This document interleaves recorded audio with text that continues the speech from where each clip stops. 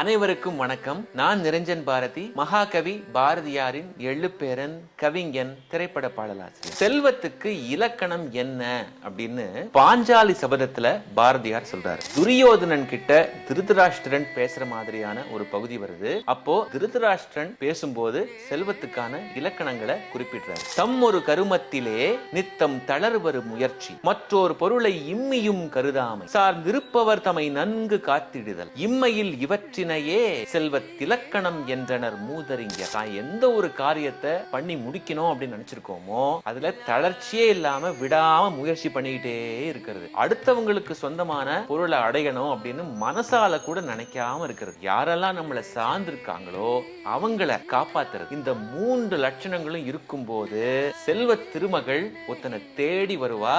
அப்படி தேடி வரவன் தான் உண்மையான வீரன் அப்படின்னு திருதராஷ்டிரன் மூலமா இந்த உலகத்துக்கு பாரதி சொல்றாரு.